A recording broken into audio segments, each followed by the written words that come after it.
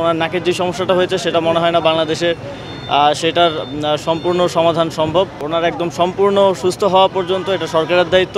এখন আবার জাতীয় পার্টির ভেতর দিয়ে আওয়ামী লীগকে ফেরানোর, যেহেতু রিফাইন্ড আওয়ামী লীগের চেষ্টাটা ব্যর্থ হয়েছে, জাতীয় পার্টি হচ্ছে একদম সুনির্দিষ্ট এবং চিহ্নিত ফ্যাসিবাদী। আমরা যে দেখেছি বিগত সময়ে সরকারের পক্ষ থেকে ইতিমধ্যেই বলা হয়েছে এবং আমি আবারও বলতে চাই যে কোনো ধরনের চিকিৎসা এবং ওনার একদম সম্পূর্ণ সুস্থ হওয়া পর্যন্ত এটা সরকারের দায়িত্ব।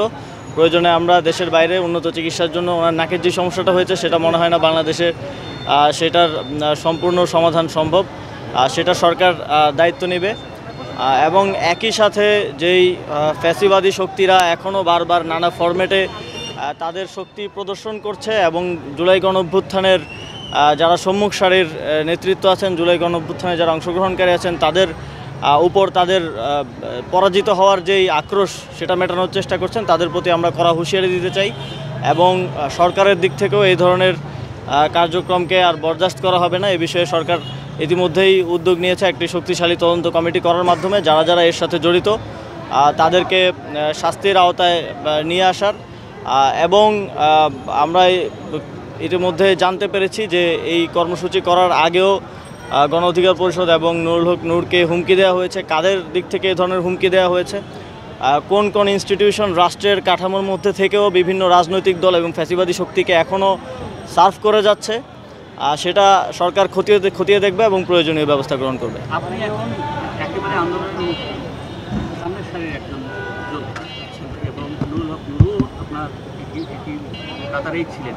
এখন আপনি সরকারের সঙ্গে আছেন। বিভিন্ন জায়গায় বলা হচ্ছে যে এটা মবের, বিশেষ করে সেনাবাহিনীর পক্ষ থেকে যে বিবৃতি দেওয়া হয়েছে, এখানে মব করা হয়েছে, সেটি নিয়ন্ত্রণের জন্য তারা এই কার্যক্রম।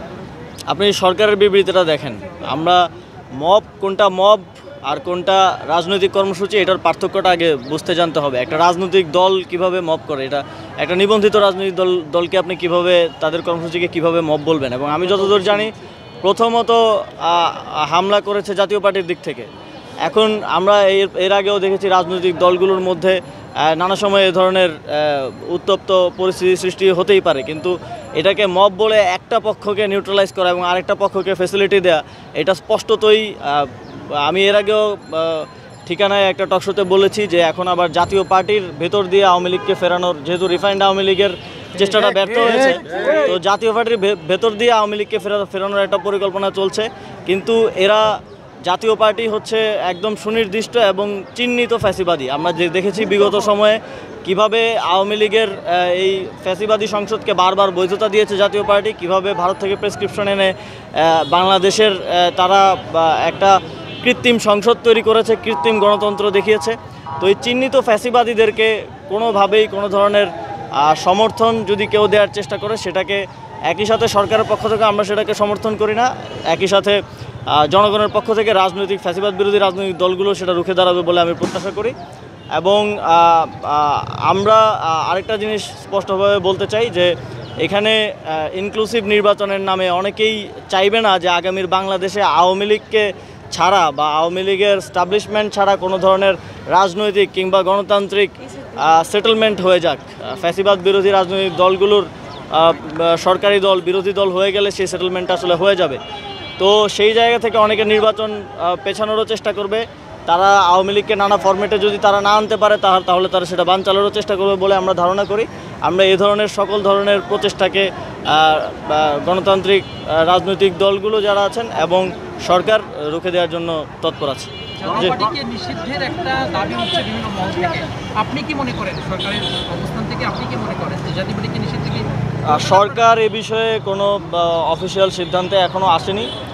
সরকার স্টেক হোল্ডারদের সাথে ইতিমধ্যেই বৈঠক ডেকেছে। আজকেও আমাদের মাননীয় প্রধান উপদেষ্টা কয়েকটা দল এবং জুলাইয়ের কয়েকটা অর্গানাইজেশনের সাথে বসবেন এবং ফার্দার রাজনৈতিক দলগুলোর সাথে বসবেন। রাজনৈতিক দলগুলোর থেকে এবং জনগণের পক্ষ থেকে যেই বক্তব্য আসবে সেই অনুযায়ী সরকার এটা বিবেচনা করবে।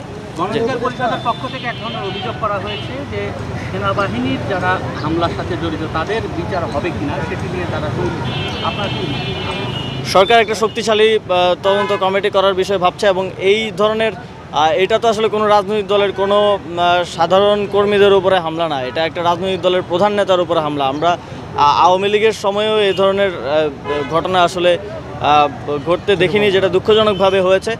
এবং সেই জায়গা থেকে অবশ্যই যেহেতু অন্তর্বর্তীকালীন সরকার দায়িত্বে আছে, যেই করুক না কেন এই দায়টা সরকারের উপর বর্তায় এবং সরকারকেই এটার সমাধান করতে হবে এবং এই বিচার করার মাধ্যমেই, এই হামলার বিচার করার মাধ্যমেই ভবিষ্যতে যাতে এই ধরনের ন্যাক্কারজনক ঘটনার কেউ ঘটানোর সাহস না করতে পারে সেটা নিশ্চিত করতে সরকার বদ্ধপরিকর।